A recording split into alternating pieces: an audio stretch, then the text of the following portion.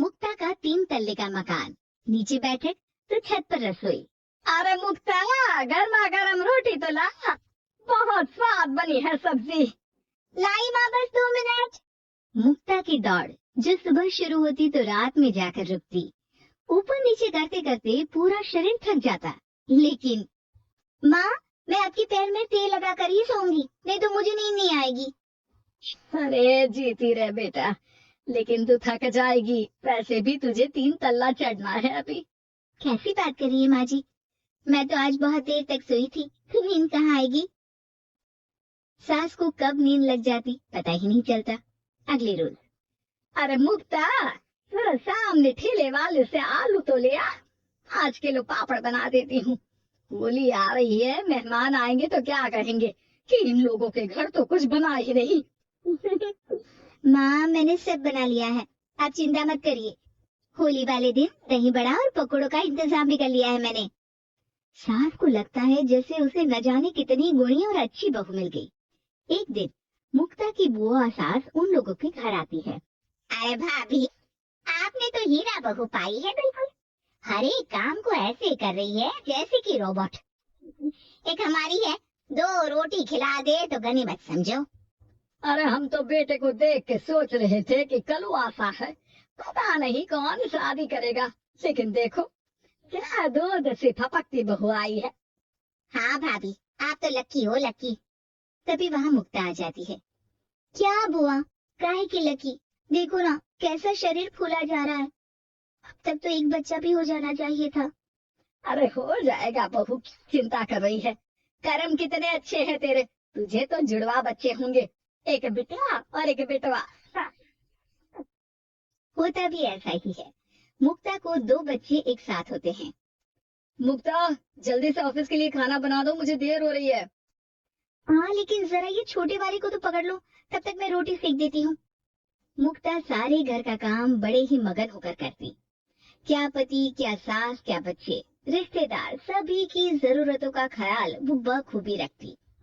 लेकिन भाई चांद को भी ग्रहण लग जाता है। वैसे ही मुक्ता को भी एक दिन लग जाती है किसी की नजर। दूर की रिश्ते की चाची कहती है, काम करती कि भाई सारा दिन लगी रहती है, इसके हाथ का खाना भी इतना टेस्टी है, लगता है जैसे होटल का खा रहे। बस फिर क्या था, वो तो चली जाती है, लेकिन लग जाती है नजर मुक्ता को। शाम के वक्त, मुक्ता कहाँ है बहू? हाँ माँ जी बोलिए, क्या हो गया, बच्चे को सुला रही हूँ। अरे बेटा जरा चाय तो पिला दे। हाँ हाँ जरूर बना लीजिए, मुझे कमरे में ही दे देना माँ जी, बहुत थकान लग रही है। थकान? भगवान ये क्या बोल रही है, इसके मुंह से तो ये शब्द मैंने आज तक नहीं सुना। अगली सुबह, अरे मुक्ता, आज खाने का डब्बा इतना हल्का क्यों है?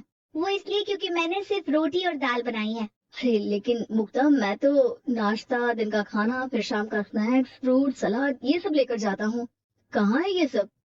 अरे कैसी बात कर रहे हैं आप, इतना सारा खाना तो मैं 4 दिन में नहीं खाती, जितना आप एक दिन में बनाने की बात कर रहे हैं। ना जी ना, मुन्ने के साथ जितना हो पाएगा उतना ही करूंगी मैं। मुक्ता की बात सुनकर पति हैरान रह जाता है। तभी वहाँ बुआ सास आ जाती है। अरे मुक्ता, मेरे नाती का जन्मदिन है, भूल गई क्या? शाम को आना, और मुक्ता थोड़ा जल्दी आ जा, मेरी बहू का हाथ बटा दे। किचन में वो तेरी तरह स्मार्ट तो है नहीं कि फटाक से काम कर ले। अरे बुआ कैसी बात कर दी, फटाक से काम कैसे हो जाएगा, हम बहुएं हैं, रजनीकांत नहीं। बुआ देखो, आप काम के लिए पास के लल्लू हलवाई की बीवी को बुला लो, वो मदद कर देंगी, मैं तो नहीं आ पाऊंगी। बुआ सास को समझ में नहीं आता कि ये वो मुक्ता है जो 50 लोगों का खाना बनाकर भी चेहरे की चमक खोने नहीं देती थी। वही मुक्ता भी अपने कमरे में जाकर बिस्तर पर बैठ जाती है कि सास की आवाज आती है। मुक्ता क्या हो गया बेटा, आज दोपहर के खाने की तैयारी नहीं करनी क्या? अरे माँ जी, अब नहीं होता मुझसे 3 तल्ले में ऊपर नीचे करना, आप लोग रसोई को ऊपर ही ले आओ। अरे पैरों में इतना दर्द होता है कि बता नहीं सकती। अरे लेकिन तू तो बोलती थी कि इससे तू फिट रहती है। अरे काहे की फिट माँ जी, हाथ खराब हो रखी है।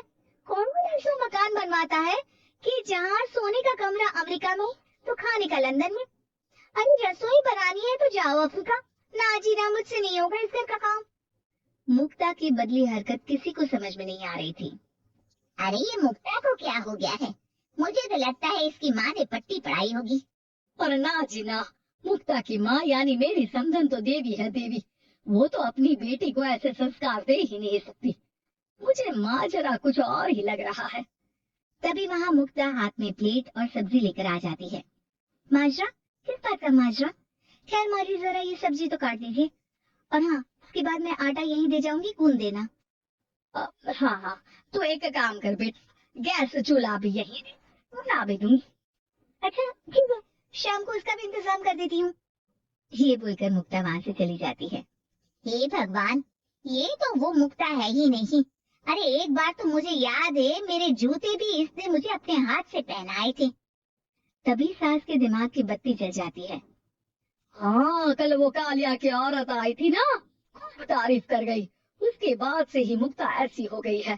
फिर तो पक्का मान लो कि तुम्हारी बहू को नजर लगी है।